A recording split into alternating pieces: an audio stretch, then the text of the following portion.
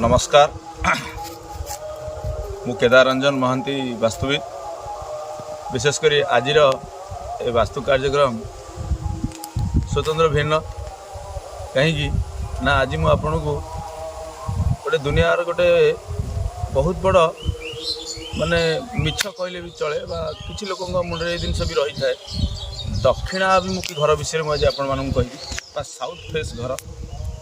बहुत लोक भावती बहुत पंडित माने विशेषकर कहते ना दक्षिणाभिमुखी घर बा साउथ फेस घर अत्यंत अशुभदायक होता है, अत्यंत क्षतिकारक होता है से घरे रोकवा लोकों तो बंधुगण मोर संपूर्ण आज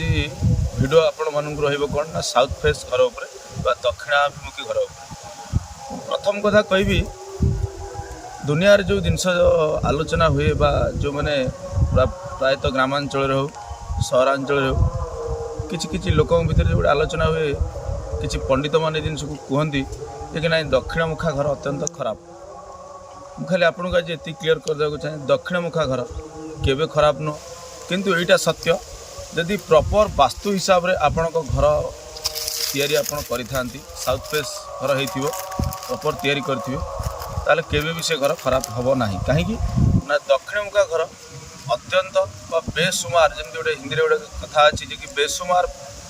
अर्थ भी आपको दिए किंतु जदि आप प्रॉपर वास्तु प्लान रे करें सेमती आप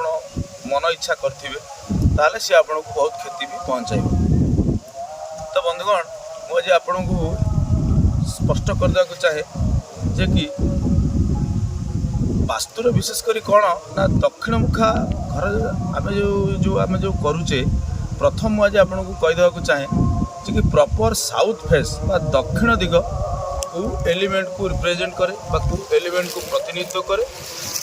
से विषय कहबी तापर जाकर जान विशेषकर वास्तुर जो मुख्य जिनस हो मुख्य फंडामेंटाल हूँ कौन आपणकर पंचतत्व बा 5 एलिमेंट। तो बंधुगण 5 एलिमेंट भितर दक्षिण दिग भी गोटे एलिमेंट आसे दक्षिण दिग विशेषकर अग्नि तत्व बा फायर एलिमेंट आम कहूँ कहीं किसी लोग तादे से भितर पसंद नहीं ना दक्षिण को जब आप एंट्रांस करेंगे बहुत मैथमेटिकल कैलकुलेशन भी करा जाए कहीं ना वास्तुशास्त्र 32 एंट्रांस अच्छी 32 एंट्रांस अच्छी प्रत्येक दिगरे प्रत्येक डायरेक्शन रे 8टी लेखा तो 4टा मेजर डायरेक्शन 8 चौ 32 तो आपंकर 32 तो 32टा हेल्ले आपंकर साउथ माने दक्षिण रे 8टी एंट्रांस पलि आसला। तो बंधुगण ये खाली गोटे आप पॉइंट आप जोड़िया चाहिए 8टी S1 S2 S3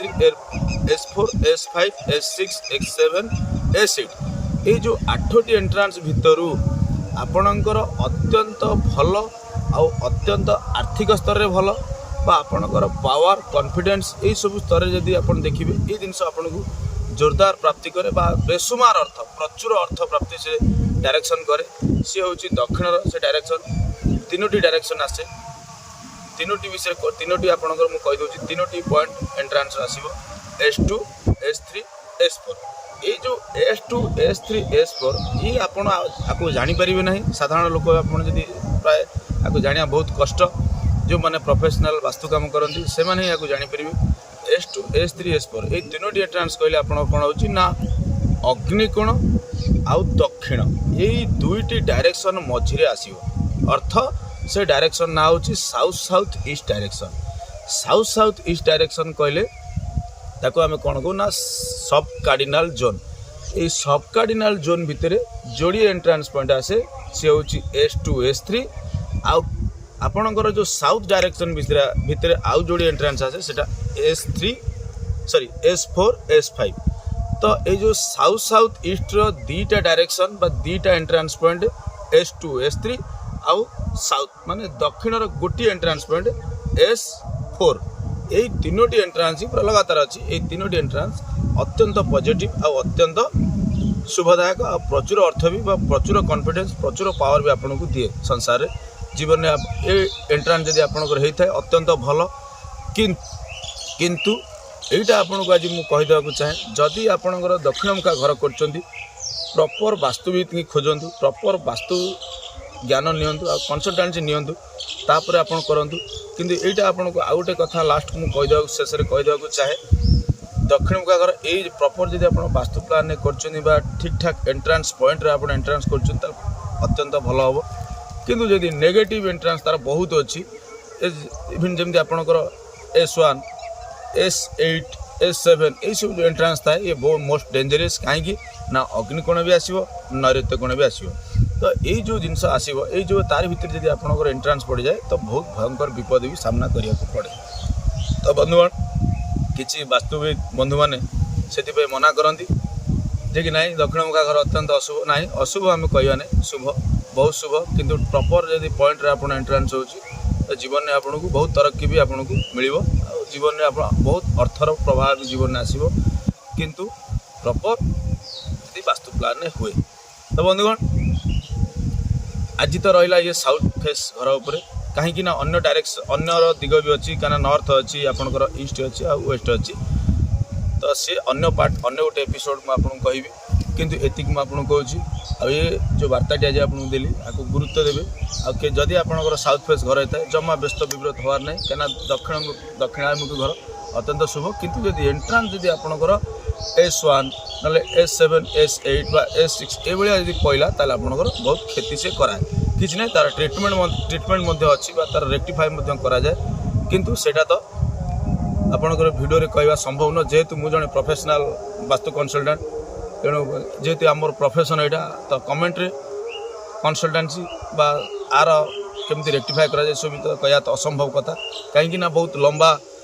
कष्ट फल आमको ये जगह पहुँचु जहाँ हो सी बंधुगण तेणु आपण मैंने ये भिडियोटी को यथा संभव शेयर करूँ बुझंतु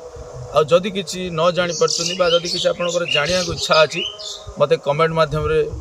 पचारतु जी आपन को वार्ता दे पार जी मुझे तथा संभव चेष्टा करें निश्चिंत आपको आंसर दे पारि किंतु यदि प्रपर आपण मागिबे प्रपर आपण जदि चाहिए मोठू जानापी सेटा केबे पब्लिक ऑप्शन जो कमेंट थाए से आम कहीपरू ना कहीं ना जेहेतु आम प्रोफेशन ये आमर प्रोफेशनल लाइफ है सेटा असंभव कौन वास्तविक से कथा कहे ना तो मुझे कहबी ना तेणु बंधुगण मोर किसी दिन तले गोटे फेसबुक रे कमेंट आसला जन बंधु मत गोटे भल कमेंट देते मुझे पढ़ी भल भी लगे आ यथा संभव रिप्लाई भी देती ईश्वर पाखे एति प्रार्थना से भाई मोर भले रुहतु रही नमस्कार।